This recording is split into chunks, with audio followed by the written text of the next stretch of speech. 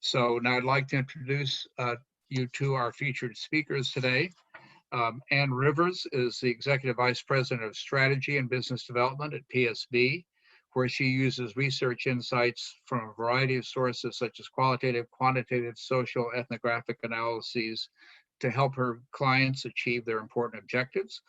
Prior to being at PSB, she was managing director of the BAV Group, which is the world's largest study of brands, studying brand valuation, brand equity.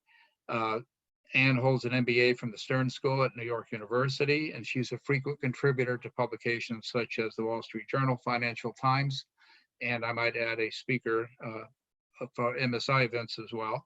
We're also delighted to have Peter Horst, who is CEO of PSB.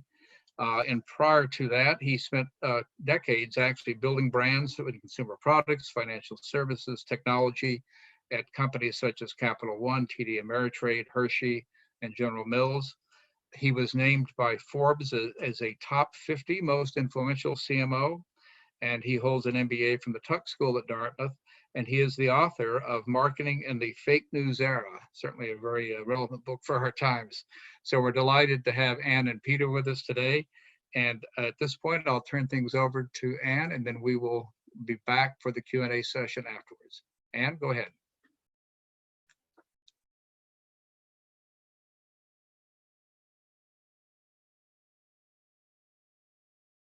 Just research firm that focuses on cross-modal research, including qual, quant, ethnographies, in order to really get to a client's clear insights that they're looking for to solve any issues. We know that all methods aren't appropriate for all questions, so we try to optimize and use the best ones. So in that regard, we've been actually using a lot of our daily polls, which we run a daily poll among 1,000 people, to really understand how consumers are changing during the COVID era, we'll call it for now, and understand how their sentiments are changing around brands, around sports, all sorts of things. And we wanted to pull those together and share some of our top findings. So we really have broken it into two sections today. One is understanding the navigating the now, which we're all living in and can understand, but it's nice to step back and look at some of the data and understand where people are coming from. And then want to share some trends and some truths that we see coming out of this era. There's still a lot of debate around what's going to stay, what's going to go back as people get through the crisis. But we've found some trends that we believe are really going to last for some time, and brands should take notice and make some adjustments. So in the first step is that everyone now believes that the coronavirus is really going to have a lasting impact on our life. 73% of people, which has come up from 44 over time, believe that things are going to be different. And what's interesting is that also the vocabulary and the amount of social media talking about COVID has done the inverse. As people now believe that's going to have a lasting effect on our life, the number of people talking about it has started to decrease. I think we've all almost accepted it and are, I dare say, leaning in or starting to make the best of everything in terms of how we are dealing with the COVID. So people aren't talking about it generically as much. And you can see that in the intensity of verbiage there, that people are actually using less dramatic words and language when they're talking about COVID. So people are, dare I say, getting used to the near normal. When we ask people about what they're concerned about, you can see that 59% are worried about their health, but 56% are concerned also about the US economy. And that varies a little bit by generation, where the younger generations are much more concerned about the economy and their jobs, especially the Gen Z, versus the baby boomers who are probably retired or towards the end of their careers and are less worried about their job, but are much more worried about their health. So you can see how some of those balancing acts are really emerging across the different generations. We've seen that 42% of people have had their work disrupted in some ways, whether it be actually become unemployed, taken a pay cut, have reduced hours. but 42% are doing less work and presumably making less money, which leads us to feelings compared to last year, where 37% of people believe that they're worse off than they were last year. But what's nice is that they're optimistic. So 35% of them believe that they would be better off next year. So even though things don't seem great now, it doesn't seem that we're headed towards, a longer extended period that people believe will last longer than a year. And we can see that as the actions that people have been taking during the COVID stay at home and the general effects is that people are kind of making the best of it. 71% of them are watching TV. And the one that makes me feel a little bit better is only 5% of them are homeschooling their kids, because that is my biggest personal fail. And people are doing a lot of takeout. They're finding ways, they're doing some streaming. They're finding ways to actually entertain themselves, entertain their families while they're under the stay-at-home orders, under the COVID. And we see that people are actually looking for things to start opening. This is sorted in the order of people willing to go, whether it's open directly, open to wear a mask, open with some social distancing. But you can see that restaurants for takeout, which has largely been open, are what people are most interested in, department stores, and then water parks and community clubs and pools are kind of at the end of that. So people are starting to be optimistic about getting back to normal life. And they're really interested in getting back to the things that make them happy. So the things that make them happy are their family, feeling financially secure, being outside, some traveling, dining out, shopping. So those are the things that people are looking forward to getting back to. But there's still a lot of anxiety about reopening America. 41% believe that there will be an uptick in coronaviruses as things open. 36% think there might be another quarantine, and 35% think more people will die. So it's optimism with a touch of anxiety. And some of the ways to quell some of that anxiety are in some of the hygiene and safety measures that consumers are looking for. These on the left in the blue are ones that are consistent across shopping and dining and traveling, things like hand sanitizer at the entrance and checkout. Almost everywhere we turn, it seems like hand sanitizer is welcome. Social distancing, masks required for employees as well as gloves. Looking clean and cleaning policies actually are things that people are looking for. And then specifically for restaurant, widely spaced tables and hand sanitizer. And then for airlines, also more hand sanitizer on flights. And as people start to tiptoe back, we can see that over time, the traveling in my state is the most likely to come first, taking a trip in the car, then staying at a hotel, and then traveling internationally is the thing that's going to come back last, where 19% say that it'll be more than a year before they go back to traveling internationally. And there's a challenge also in terms of getting back to business, that people are not quite ready to get back to business as usual. 40% of people plan to do less shaking hands. 8% of the people don't look forward to going on business travel. So that's going to be a bit of a challenge for people. And we see that when 38% of people expect others to go back to work, but only 13% of themselves want to go back to work. So we start to see this tension again, where more people are expecting people to be in their offices, but don't want to go themselves.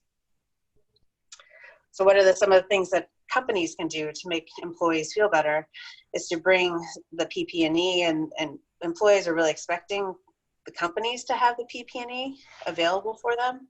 They're looking for cleaning protocols, they're looking for,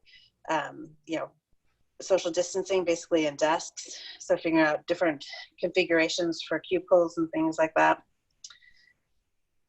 And they're looking for a lot of communication. 69% of people want communication about the company's response and plan for COVID. several times a week. So, over communication, I think is key. And they really are looking for CEOs and leaders to display honesty and integrity and empathy, which is a slight change from, the typical looking for CEOs to be, really the strength of the company. They're also looking for CEOs to be focused on getting employees back to work and focused on protecting their jobs as one of the critical components of their job. So speaking of that, we'll turn it over to my CEO, Peter Horst. Sure, thanks, Ann. So, we've been looking at what are things going on now. How do we kind of navigate this near-term period? And we see a lot of signs of things that may represent more than just point-in-time responses and ephemeral changes that won't last. And we want to turn the conversation now to, what do we think will be those enduring changes and attitudes and behaviors that brands and organizations and we all need to be thinking about. And what we'll focus on is some where we see trends that were underway, but that got sort of a dramatic turbocharge from the COVID experience. And in doing so has introduced an interesting sort of tension between very real but somewhat contradictory impulses. So next, here are the things we'll kind of touch on in more detail. This felt tension between protecting my privacy and keeping me safe, the notion of forced trial at home, dramatically accelerating diffusion of digital services, cautious return to the gig economy, and the reality that remote working is probably not going anywhere too soon. And next.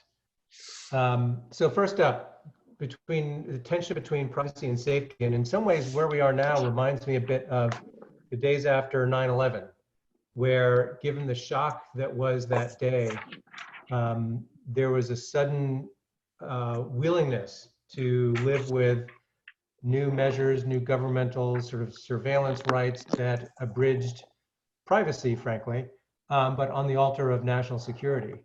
And that was felt to be an appropriate sort of trade-off at the time. And then gradually people started to reassert those concerns. We're seeing signs of a similar kind of tension, as I touched on earlier, between a desire for the government and others to play a role in keeping us safe, but a meaningful distrust of those same players having possession of that data. So, broadly speaking, from a kind of marketing and customer management perspective, more important than ever, as though we didn't know it was, but this really shines a light on the issue of data policies, clarity, and shared expectations of what we have, what we do with it, and what our policies are with that. Next, please. So, regardless of where you are on the political spectrum, it appears that an awful lot of us believe that the government will play a bigger role in our lives going forward, with more than 3/4 of us saying it's somewhat or very likely that the government will be more involved in our lives. And yet, at the same time, on the left side of the page, 2/3 say, yeah, you should be able to do that, but without sacrificing any privacy. So, I expect you to dig deeper, but don't mess with my privacy. Next, please. And, what we see here, kind of peeling the onion as to who do I trust with what kind of data. You'll see on the right, very, very near zero levels of trust in all levels of government, including, sadly, the CDC, with personal data, even in an era where people understand that data is essential to enhancing health and safety. We do seem to most trust our family, to a lesser degree friends, and then when it comes to health data, certainly our local doctor.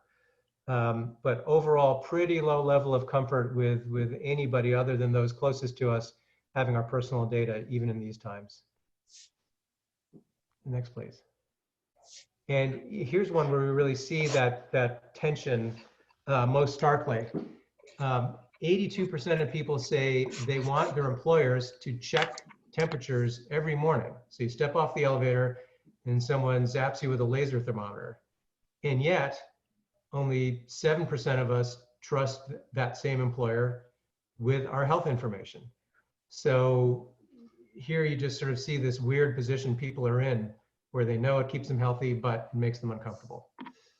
Next, please. So that's sort of privacy. The next is this interesting reality where streaming of entertainment and e-commerce was certainly a steadily growing reality. But shelter in place mandates and all of us sitting at home getting stir crazy and bored, looking for things to do, looking for new ways to get the things we need to get, has dramatically accelerated the usage of these digital services. E-commerce had been, cruising gradually upwards, most recently at about 11.4% of total sales. We now see 36% of respondents to our survey saying they have been online shopping. So we expect that to be, a sticky jump. And then on the digital entertainment, as we'll see in more detail, a large number of people have added streaming services, and a significant number of them intend to largely keep them. So again, a trend that was underway, but a real step change in the kind of trajectory of that change. So, who of us had not had a digital transformation of some kind already on our agenda? But that has become even more urgent, and it becomes an even more critical mandate for brands to take a step back and understand how has the consumer journey changed? How have their expectations changed? Are there new competitors that are stronger than they were yesterday? Have their drivers of their decision-making process changed? And how do I reevaluate my value proposition, my customer experience, my use of channels in the light of these likely enduring changes? Next, please. So as we take a look at online shopping, this is a bit of an eye chart, but it kind of, and you'll have access to these slides afterwards. But this breaks down by various categories from alcoholic beverages, groceries, pharmacy, through to jewelry and books and electronics. How much did you use online versus in-store prior? And then as the economy reopens on the right, how much do you plan to use these? And we see pretty much across the board, anything from a modest to a substantial increase in overall intention for online shopping to play a larger role in our daily shopping. Next, please. And streaming services. So 42% have subscribed to a streaming service during COVID, and only 16% of them plan to cancel afterwards. So, that represents what seems to be just a huge fast tracking of what would ordinarily have been a more gradual dissemination of those services. And as you look across the generations, of course, you see kind of what you'd expect. Baby boomers, certainly participating in this trend, 17% saying that they added, and only a quarter of them saying they plan to drop. The other extreme, the Gen Zs, 2/3 subscribing to one or more during COVID, and only 1 in 10 saying that they plan to drop. So that's a big jump up across the board. Next, please. And to this looming question of what will be the trend in cutting the cord? What are the impact for cable and satellite? This is perhaps a sobering number for those in the sort of incumbent linear video business. 42% said they would consider themselves a cord cutter at this point, and are ready to give up cable or satellite. And again, numbers varying across the generations, but underlying this is other data we've seen where a significant portion of those who have added a streaming service would report that they found the quality to be comparable or better than what they're getting elsewhere. So once again, forced trial, satisfaction, and an awful lot of stickiness in a new way of consuming entertainment. Next, please. So the shared economy, this has been, much in the news for all kinds of reasons, over the years and especially recently. And of course, this is one area that has been especially hard hit in the pandemic, with usage of these services just plummeting. Now, what's interesting is to look at what do we expect coming out of this. And, roughly half say that they expect to be jumping back in, but equally half say they're going to be really careful about germs. And when we peel the onion on this category in the next slides, we'll see, not yet, please, we'll see a significant difference in how people express an interest in returning. So, for anyone who is in this arena of the gig or the shared economy, or anyone who sort of is around it, it'll be really critical to dive deep into what are the specific concerns for that category. And to my point earlier about kind of reimagining and reconceiving your value proposition, your proof points, how will each of those need to address the new concerns and compete on a different level of trust and comfort afterwards. So next, please, now. So this takes a look at, how do people express their intention to resume use of the shared economy as per usual. And, so you have the car services, the eating services, stay away, Airbnb, home away, and then other kind of task and work related. And on the one hand, you see a big fat yellow band saying, yeah, I'm going to use it about the same as before. And then some saying use it more, some saying use it less. What gets interesting is you move to the next slide and you start sorting by netting out who says they'll use it less out of who says they'll use it more. You see a really interesting dynamic emerge. And if you take a look at those that are on the left with modest to dramatic net negative intention to resume usage, these are all services that involve being in proximity with other people or other people's breath and germs and finger smudges, right? I'm getting into a car when the seat is still warm than previous passenger. Or WeWork, I'm sharing a conference room and an open kitchen space. Or home away, I'm in someone else's home. The ones on the right where people net seem to have modest to dramatic interest in using more are those that seem to facilitate cocooning, food delivery, outsourcing of tasks, those things that involve me going out into the world less, interacting with people less. So an interesting reflection of, what I think we've been seeing, this tension between I want to resume life, the way I used to, but at the same time, I recognize it's going to be different and will be driven by a different set of concerns. On to the next, please. So remote work. Lots of discussion about that. We've all kind of been experiencing it, the joys of multitasking and doing conference calls and sales calls with kids and dogs and babies in the background.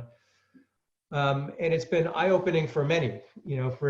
For some employers, it's been eye-opening that it can actually work. For employees, it's been an experience of, painfully adjusting and then seeing that there are some positives to it. We've been reading about dads who spend more time with their kids and are discovering that's actually a pretty good thing.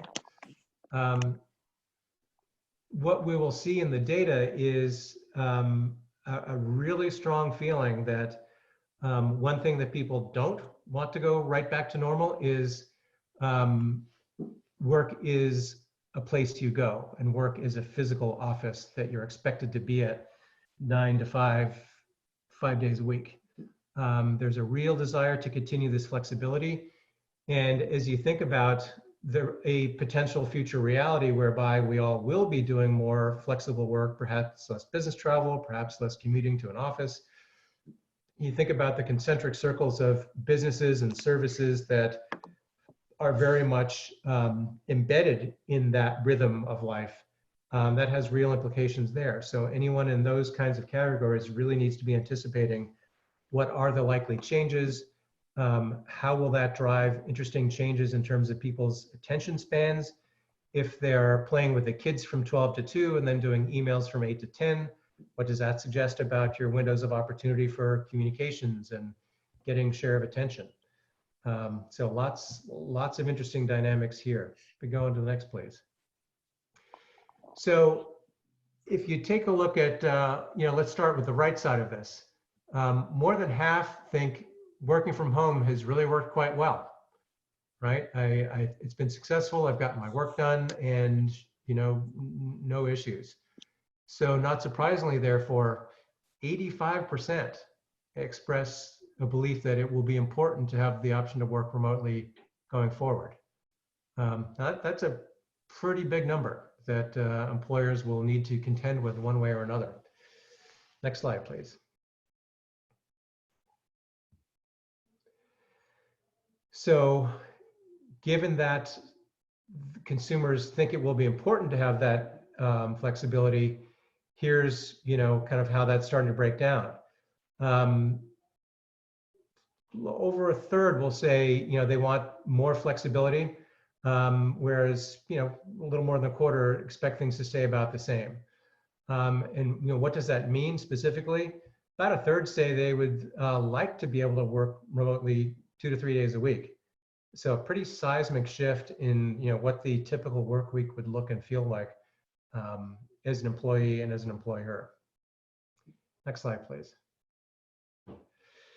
So those are the, that's sort of a run through what we've been seeing in terms of trends we've been looking at and thinking about that have been both dramatically accelerated in terms of their diffusion curve, in terms of their primacy and thought process and decision making, as well as complexified by new concerns and new sort of inner conflicts around how do I trade off privacy and safety? How do I trade off the things I like to do versus my concerns about being in proximity with others? And how do I interact with the world around me in new ways that I've discovered that I perhaps had not been accustomed to doing before? So it all sets up a fascinating, challenging, but particularly critical agenda for marketers, for insights professionals to really dig deep into their category, to their brand, to their customer, and start developing scenarios around what might the post-pandemic world look like, and how do I get ahead of anticipating that and making whatever adjustments or learning agendas that I need to in order to set myself up well for that. So with that, I believe we're going to turn to questions. Thanks very much, Ann and Peter. That's great. Covered a lot of material. And again, as Peter indicated, the slides will be available after the webinar. So I'm sure folks will want to go back and take a look at some of those. Let me start with a very fundamental question that Emna raised shortly a few minutes ago. And this may be drawing both on your extensive experience as consumer researchers. To what extent can we take at face value and project statements about how I will behave in the future? By definition, what we've all been experiencing the last few weeks is, as they say, unprecedented.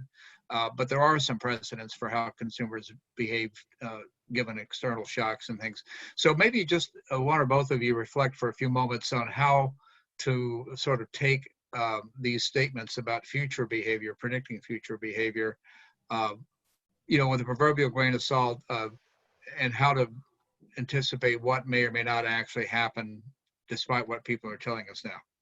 Yeah, well, it's a great question, and perhaps I'll answer it from probably relatively more the perspective of marketing generally than research specifically. And if you want to chime in as a deeper market research professional than I am, you should do that. I think you always have to be careful anytime you're looking at what consumers say in general, especially about what they say they will do or what they say about how they make decisions. So I wouldn't, to borrow an old phrase, I wouldn't take it literally, but I would take it seriously. and that's why I use the word scenarios. We do see situations where consumers will feel very strongly at a certain point in time, and then they'll come around back to saying, well, boy, I really like this brand. I don't like what the CEO did, but gosh, I love their chips or their hotel or their cars so much, I'm going to go right back to it. So it's certainly possible that those things, will happen. I also think about, my grandmother, who later in life was perfectly comfortable financially, but still held on to plastic spoons because she lived through the Depression, and that just had an enduring impact on her. So I think, what we would be wise to do is acknowledge that this has been a profound experience, unlike what most of us have lived through. And there is a better than even chance that there will be some enduring impacts, and these data give some clues to what those might be. So I would take seriously the need to understand that, track it, and be ready to adjust to it, and rather than just assume, this too will pass and life will go back to normal. I think that's a great response, Peter. And I think your point about the life-changing events, whether it was the Depression or other events, 9/11 for a lot of us, those things do have staying power. They do change people's behavior. And a lot of the external environment is going to change too, just as we have security procedures now boarding airplanes that we didn't have prior to 9/11. There are going to be sort of constraints on consumer behavior, regardless of people's current intention. And did you want to add anything or address that issue again about sort of how to extrapolate from some of these findings?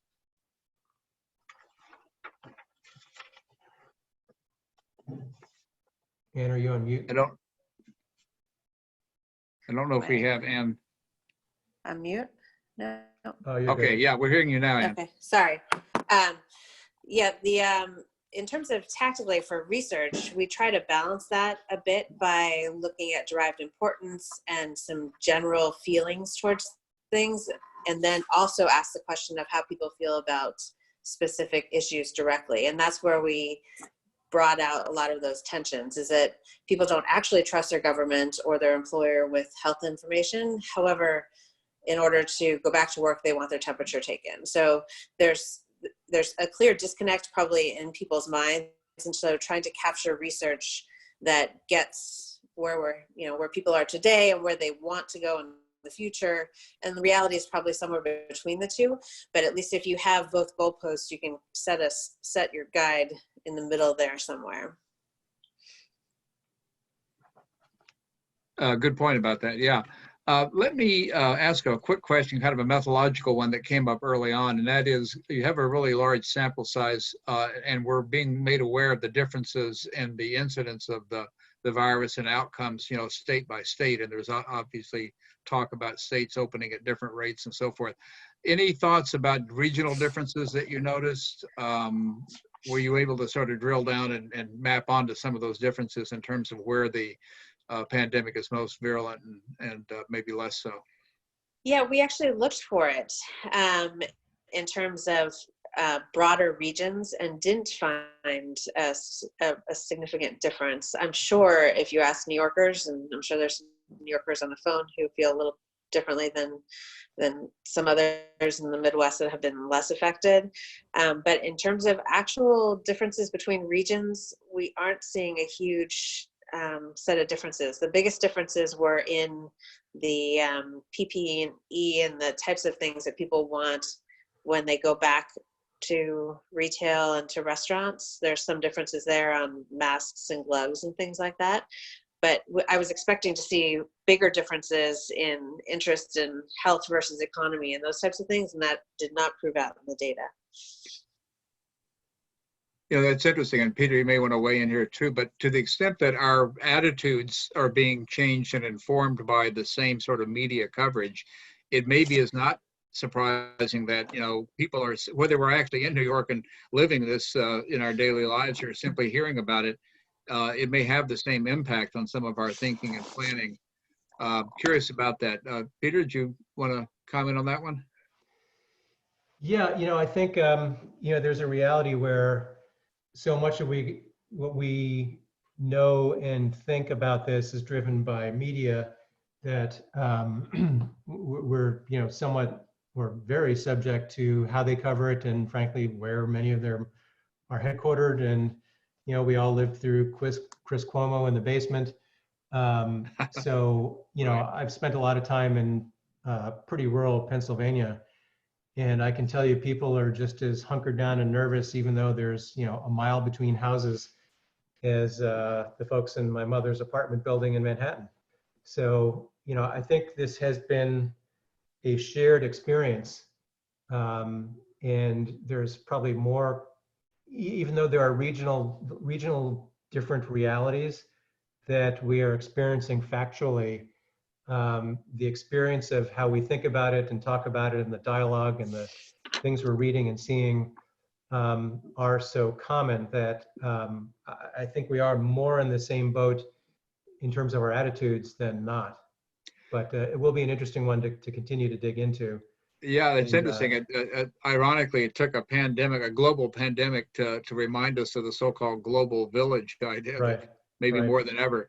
But that actually is a kind of a nice counterpoint for a number of questions. And I'm going to combine these because I think they are related. And again, I'd like to have each of you weigh in on this. Various people have asked, do we think that in the wake of this, that there will be a push to, buy American is one version of the question. Another Yeah, we person do. asked, Oh, will sorry, this, go ahead. I'm sorry, well, another person asked, will there be a premium on local products, maybe local sourcing? And another person, I think in a related vein, said, will there be a kind of a move of back to basics? So those are not identical questions, but I think they have this notion of either returning to American made, American sourced, back to basics, that kind of general drift. I'm just curious what each of you think about based on the research you've done. Yeah, and actually the research shows two real things there. One is that, yeah, the Buy American is higher, and we actually checked it for all the European countries who've been affected too, as well as China. And it does look that people are looking to buy American, and specifically less Chinese, but the rest of Europe, Spanish and Italy, there's no real effect on those. And then in terms of the local versus big brands, that's actually kind of an interesting tension too, is that people seem to be interested in small business, but it's unclear whether it's more than it was before. And it looks that people might trust some of the big brands more than their local businesses, especially in terms of hospitality. So, we might actually expect people to go back to Marriott and Hilton more than the independent down the road, or maybe even Airbnb. So, there's a little bit of both there. Yeah, I think this is going to be an interesting one where there will be some tension where it highlights the benefits of localness. My local, farm-driven, local independent store might be better stocked than the giant whose, massive supply chain was interrupted, and a lot of the love for small business being shown. But at the same time, as Anne was sort of suggesting, I wouldn't be surprised if we see confidence grow first in the more industrial, systematized places where you feel like, oh, they will have a policy for how you clean a room. Therefore, I'll feel better about that than perhaps an Airbnb where I'm relying on Jimmy to clean the room, as opposed to, follow a checklist handed down by headquarters. So, that kind of, I'm working on hunch, not data there, but I suspect that will be one of many places where we feel that kind of contradictory tension. Let me shift a little bit to a different topic that seems to be behind a number of questions, and I'll sort of again roll these up into a couple of broad topics. The general notion of well-being, and what I'm seeing in the questions are sort of two different aspects. One would be the kind of cocooning that Anne referred to, that we see that in the data and what people are doing and what they want to start doing again once they don't have to social isolate and all that sort of thing. So in the wake of that, is this likely to impact people's perceptions of companies that are somehow embracing this notion of health and wellness? They either may be in the category or perhaps whatever they do, including, for example, some of the shared services, delivery services, and things that you pointed out, Peter. So how this will affect people's perceptions of and interactions with companies, and then maybe more specifically back to the work from home aspect of this, was the whole notion of the work-life balance, which we hear a lot about, certainly preceded the current situation, but a lot of people are now experiencing an alternative to the 9 to 5 in the office, 5 days a week routine. So maybe one after the other, sort of the broader issue of how the health and wellness issues that this surfaces will affect consumers' relations with companies, and then maybe specifically looking at the work from home, work-life balance questions. Your thoughts about that? Yeah, we've run some questions around if people are going to appreciate brands that have responded to the crisis better than others. And the answer is overwhelmingly yes.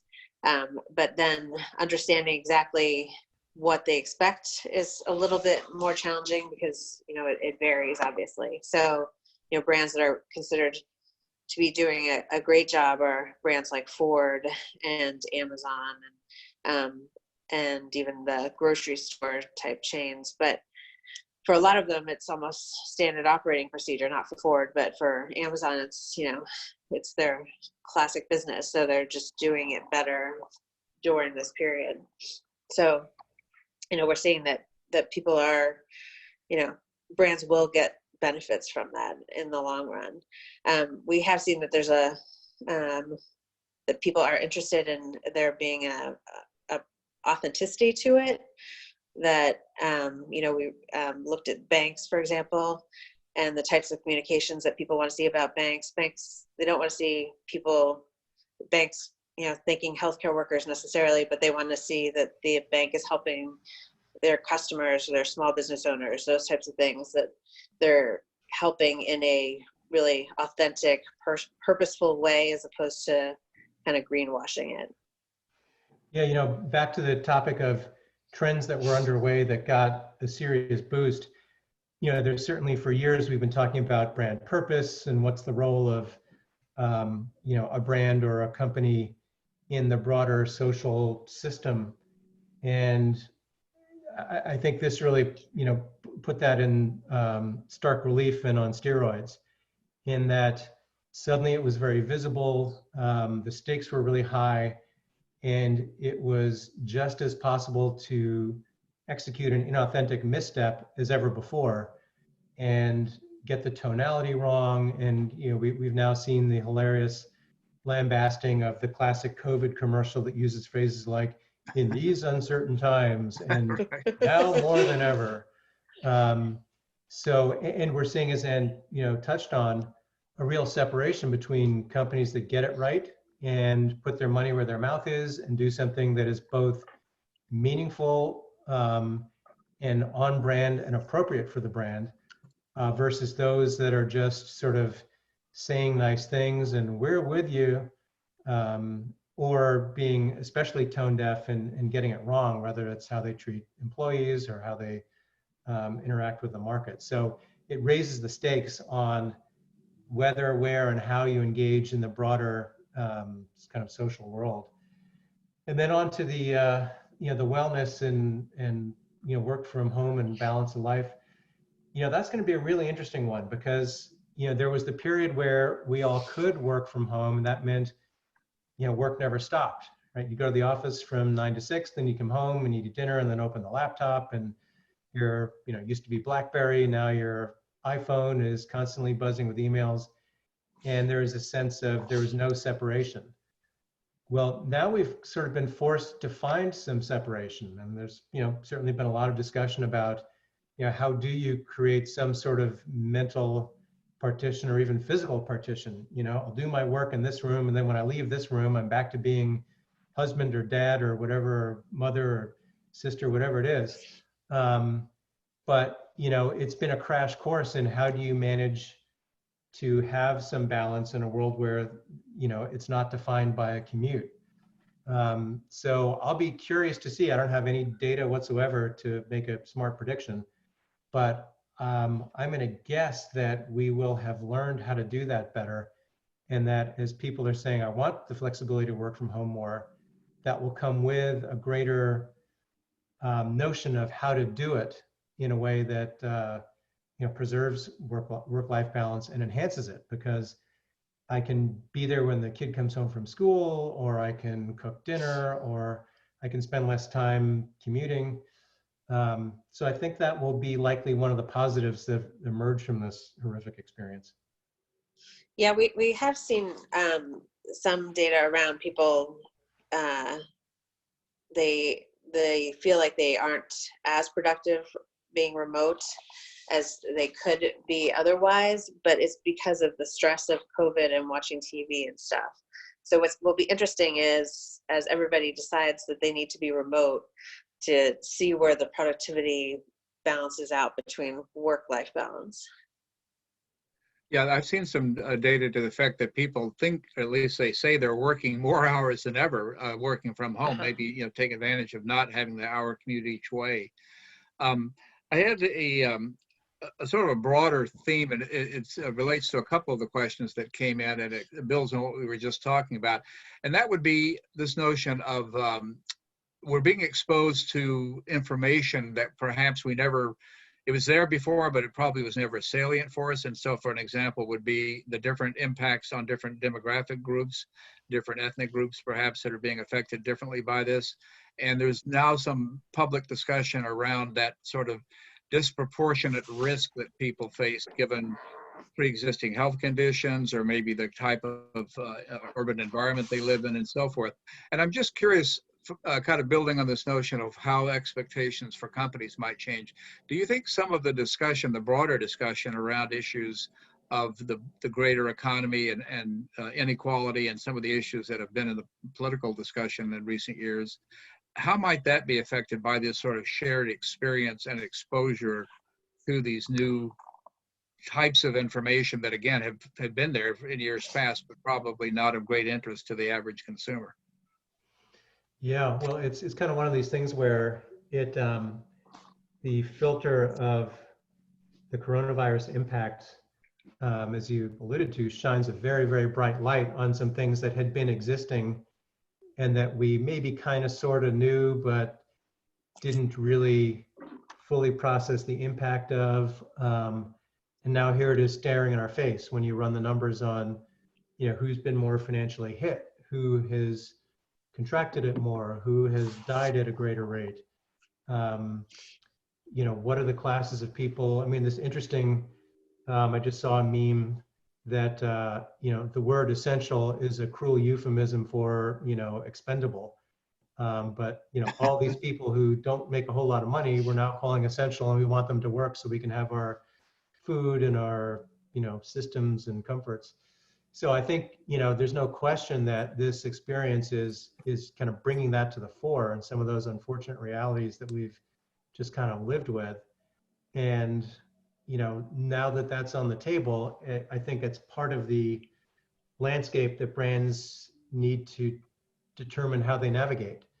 And, which of those are relevant and appropriate for them to engage in, which are necessary for them to engage in. How do they formulate their agenda in a way that takes those issues into account, along with all the other issues that we were already dealing with. So, I don't know that there is a specific brand implication other than it's one more clear opportunity for us to be better as a society, that becomes an opportunity or a risk for brands. I think that's well said. And your point about what's essential and what's not reminds me of the old joke that, if you lose your job, that's a recession. If I lose my job, that's a depression. Exactly. Yeah. Yeah. Ann, did you want to weigh in there? Nope. Okay, thanks. Peter. I want to loop back to this issue about how it may change sort of buying behaviors in Providence and so forth. Apparently, one of our questioners here either is in Europe or sells into the European market. And do you see the same kind of dynamic developing there, that there may be more focus on locally sourced goods or by the national companies slash brand, or I know the data you have for this study we've been discussing is from the U.S., but just from your broader experience, do you see a similar dynamic happening elsewhere around the world, or would it be different, and if so, why? Yeah, we've done a study, a similar study in the UK, and have found a lot of the same implications. So especially on traveling domestically before going internationally, and a focus on a more closer source products. Yes. That's interesting. Okay, so one of the questions that may be provoked by just the recent discussion about the broader implications, say, do you have any insights on how the government role in providing national health care might be affected by this? I mean, obviously, a lot of the news stories are very specifically about healthcare and outcomes and so forth, the resources for that. Any thoughts about how that might bear, again, on what had been an ongoing debate, but maybe has a new sort of saliency now for more people? I don't know if we've asked a national healthcare question. Anne, are you familiar with whether we have or not? Not on healthcare system, no. Okay. We've done some stuff around trust of the CDC and stuff like that, but not around specific healthcare I will say we policy. did, just literally hot off the presses, so I don't want to get ahead of ourselves, get some data back about the notion of a national service program, which is certainly different than national healthcare. But it's not far off in the sense of it's about government investing in national programs to do general good, and there was, I can say, overwhelming favorability towards that kind of notion. So it's a huge extrapolation, and so I kind of don't want to go there. But back to our conversation earlier about shining a light, the devastating impacts of this for so many from a financial perspective with respect to the cost of healthcare is another one of those things that's become more painfully clear. And it's less a political, Democrat versus Republican, Elizabeth Warren versus Joe Biden kind of thing. And it's more of a, wow, I'm hearing once again, we're the only country in the world that doesn't ensure access to healthcare for everybody. Really, the only developed, really? You see sort of the more times you hear that, the more you think it's likely to up the ante on that conversation. But again, I'm speaking as a human being watching the news, not as someone with data that speaks to that specifically. Well, but I think it goes back to your observation earlier, Peter, that this is going to be for a lot of people, if only in the way of sort of informing them, a life-changing event. I mean, most of us probably can relate to someone who's been affected either in terms of losing a job or perhaps even the healthcare issues directly, that may, again, make information that's always been there, or at least has been in the background, more salient. And that could lead to the sort of attitude change that does have a lasting impact. So I think your sort of speculations are actually well grounded in previous examples. And interesting, the call to the sort of national service idea. Others have made the analogy to sort of rallying at the beginning of World War II, or maybe after 9/11, that sort of thing, that there is a sense. Now, again, that sense may fade and it may take different forms, so it's not a done deal. But I do think there's something to your observations there, that this is likely to have wider implications that we maybe can't anticipate at this point. Yeah. And did you want to comment on that? No, it's okay. Okay. I think you guys got it covered. I'm aware that we're getting close to our wrap. Why don't I, because again, so many questions have been raised and it's sort of hard to pull them all together, but let me give each of you just a couple of minutes to sort of make some concluding observations based on the original presentation and some of the questions that have come up. If you wanted to leave the audience with a few key takeaways about what, I guess most will be interested in kind of what to anticipate as opposed to where we are today, but your thoughts about kind of key takeaways from the study and the discussion we've had. Peter? Sure. I guess what I would say is, um, I think we've all gone through a series of mindsets, and there was first deer in the headlights, the, oh my God, you almost go into kind of shutdown mode and, stop the trains, what's going on, what's happening. And I think we've shifted into, okay, this is what's happening now, and how do we navigate through this, and what are some of the landmines and needs and challenges in a world where there's so much has been shut down, and so much of normal behavior has been forcibly changed. But I guess my encouragement would be, it is absolutely not too soon to start thinking about what will be the impact on your consumer, on your marketplace, whether it lingers for 6, 12, 24 months or forever. There will be new dynamics to contend with in terms of how consumers make decisions, what sort of alternatives have emerged, and what impact that has, not just on what do I put in my ad, but how do I think about my fundamental value proposition, what I'm delivering, and what they will need from me, and all the way down to really something that I'm particularly interested in is what's the role of trust going forward. And it used to be that trust was something of a point of parity. You had to be trusted enough, but no one's going to win by being 8% more trusted. Well, I wonder if that's one of those things that will change. And what will trust mean for a taxi service versus a hotel versus a restaurant versus an e-commerce company? And all of those things need kind of a fresh look and a fresh think. And this is the time to be doing it, so you're not playing catch up. I think that's a great point about trust and maybe other dimensions of brands changing in the wake of this. Anne, did you want to add a couple points there? Yeah, no, I think that's a great thing. During the financial crisis, we actually found that trust became more of a differentiator. So it'll be interesting in this period as people start to figure out where they are going to live on the extremes, and who they want to trust, and what are the types of brands that people trust more, whether it be the small business or large business or those types of things. And the implications that are going to come out are interesting, and I think we all need to start preparing for the new normal. Well, I think that's a great note to end on. And I would say that as with always with the so-called crisis, there's always the opportunity. This is an opportunity for brands to really rethink, as Peter said, what they mean to customers, how they can engage with them, what the real needs are and the real benefits are. So ironically, it may be all to the good in ways that we think those things through.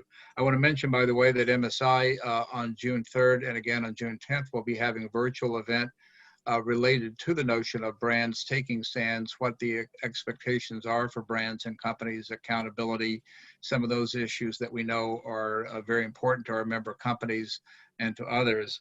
And more generally, I want to thank the audience for being with us today. Again, there will be a recording of the webinar that's available afterwards, and copies of the slides for MSI members.